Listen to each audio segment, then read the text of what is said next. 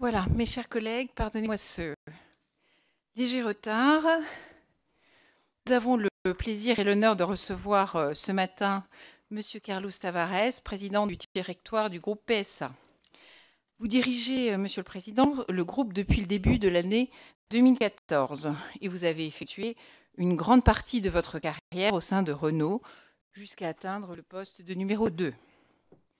Votre connaissance des stratégies de l'industrie automobile vous a naturellement amené à diriger un groupe qui a connu une des plus graves crises de son histoire en 2012.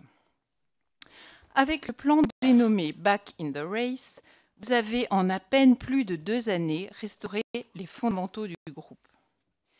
Désormais, vous entendez mettre en œuvre un nouveau plan de croissance stratégique sous l'appellation Push to Pass.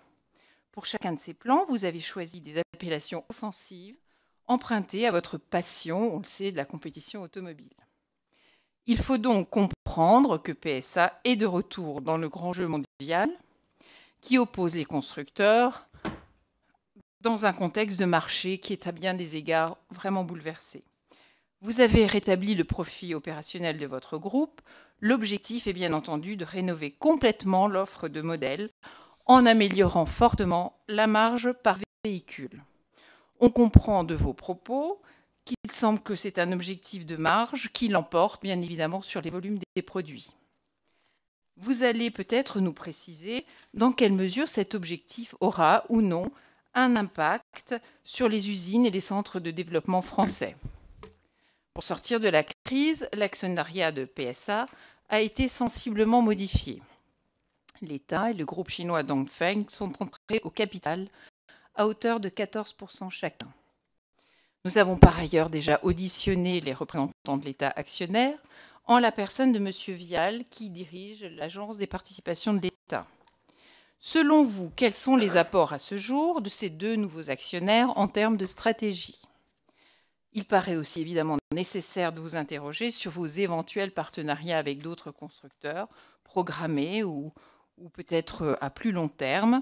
L'histoire de votre groupe est enfin, en effet, tout à fait complète et complexe sur ce sujet. Vous avez déjà fait un nombre important de tentatives qui ont, pour la plupart, n'ont pas abouti, comme avec Fiat, Mitsubishi, BMW, General Motors.